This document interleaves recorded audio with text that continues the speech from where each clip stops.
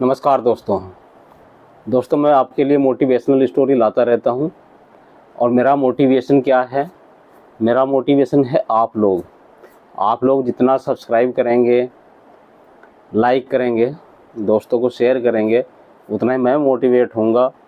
और मेरा मोटिवेट होने के बाद मैं मेहनत करूंगा और अच्छी स्टोरियां आप लोगों के लिए लेकर के आता रहूँगा। तो दोस्तों, कहते हैं ना, मेरी भी एज काफ़ी आप लोगों को लग रही होगी वैसे, कि एज कोई मायने नहीं रखती है। जी दोस्तों, ऐसे ही एक मोटिवेशनल स्टोरी जहां एज कोई मायने नहीं रखती है, उनकी लेकर के आया हूं। फ्रेंड्स, सबसे बड़ी बात एक है कि जब हम ठान लेते हैं तो हम करके उस कार्य को तभी रुकते हैं, अपनी मंजिल पाने के बाद ही रुकते हैं। जी हाँ दोस्तों, उम्र के साथ साथ ज़िंदगी में बहुत सारे उतार चढ़ाव आते हैं। हर आदमी की ज़िंदगी में उतार चढ़ाव आते हैं, लेकिन उतार चढ़ाव के साथ जिसने ज़िंदगी जीनी सीख ली, वो अपनी लाइफ में सक्सेस हो गया और खुश भी होगा, सक्सेसफुल होगा। कुछ पैसा आएगा, खुशहाली घर में आएगी तो डेफिनेटली खुश होगा। तो शुरुआत करते हैं आज की वीडियो का। दोस्तों, लोग कहते हैं ना कि जैसे मैंने भी बताया है कि बहुत देर हो चुकी है, तो ऐसा नहीं है कि बहुत देर हो चुकी है, जब जागो तभी सवेरा। आपने कहावत सुनी है। एक निशा उन्नी राजन है। पहले एक छोटी सी बात और बोलता हूँ कि फ्रेंड्स, अभी हाल ही में यूपीएससी का रिजल्ट आया है। बहुत सारे ऐसे लोग आईएएस में निकले हैं जिनकी कहानियाँ बहुत ही हमें प्रेरणा देंगी, और मैं कोशिश करूँगा कि उनकी भी स्टोरियाँ लाऊँ, जैसा मैंने बिजनेसमैन की या गरीब महिलाओं से उठ करके उन्होंने कैसे कार्य किया। तो उसी कड़ी में आज की स्टोरी भी महिला सशक्तिकरण को प्रणाम, उन्हीं को समर्पित आज की कड़ी। जी हाँ दोस्तों, जो हमारी निशा उन्नी राजन हैं, वो महिलाएं दिखा देती हैं कि हौसला हो तो उम्र कोई मायने नहीं रखती है, शारीरिक चुनौतियां भी कोई मायने नहीं रखती है उनके लिए। क्योंकि केरल के जो तिरुवनंतपुरम में रहने वाली हैं, उनकी एज 40 साल है। और दोस्तों, यकीन नहीं होगा, निशा ने सिविल सेवा परीक्षा 2024 में 1000वीं रैंक हासिल कर ऐसी कहानी लिखी है जो बहुत ही लोगों को हिम्मत और उम्मीद देती है। फ्रेंड्स, बात करते हैं निशा की कहानी की। निशा की कहानी इसलिए भी मोटिवेशन हम लोगों को देती है क्योंकि निशा ने यह आईएएस की जो परीक्षा है, यह 7वें अटेम्प्ट में 7वीं बार एग्ज़ाम देने के बाद सफलता प्राप्त करी है।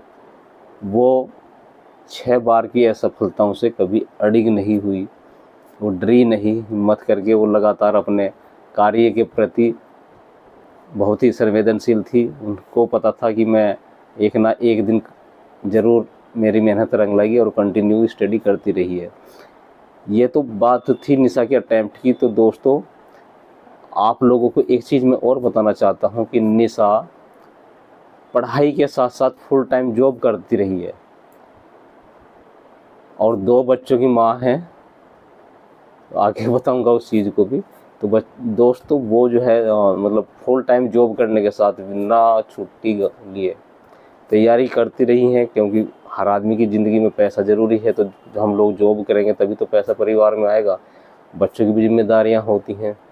तो दोस्तों, संघर्ष उनका कई गुना बढ़ गया था, लेकिन उन्होंने दिखा दिया कि सपने वो होते हैं जो नींद में नहीं आते हैं, बल्कि सपने वो होते हैं जो नींद नहीं आने देते हैं, है ना। सपने वो होते हैं जो नींद नहीं आने देते हैं, वो सपने नहीं होते जो हम सोते हुए देखते हैं।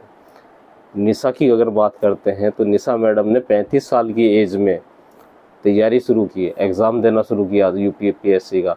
और वो एज ऐसी होती है जब लोग थक कर गया तो घर बैठ जाते हैं या दूसरे काम में सेटल हो जाते हैं, या वो आईएएस बन जाते हैं। मतलब एक ऐसी एज थी जब उन्होंने तैयारी शुरू की। और फ्रेंड्स, 35 की उम्र में शरीर भी थोड़ा थोड़ा जवाब देने लगता है। तो निशा जी की थोड़ी सी फैमिली बैकग्राउंड के बारे में बात करते हैं। उनकी 2 बेटियां हैं, एक 11 साल की नंदना है और दूसरी 7 साल की है थानवी। जब वो दोनों बच्चे खेलने में मगन होते हैं, निशा के हाथों में किताबें होती हैं। वो अपना एक एक भी मिनट बर्बाद नहीं करती थी।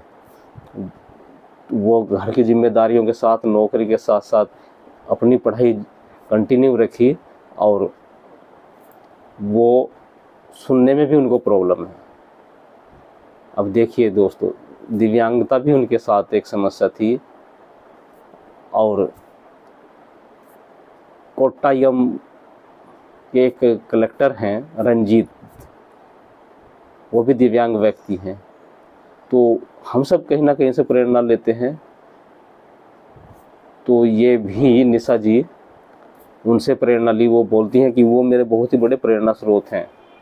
दूसरे, वो थोड़ा सा सबको लगता है, अगर आप एग्ज़ाम में पास नहीं हो पाते, उनको भी लगा था कि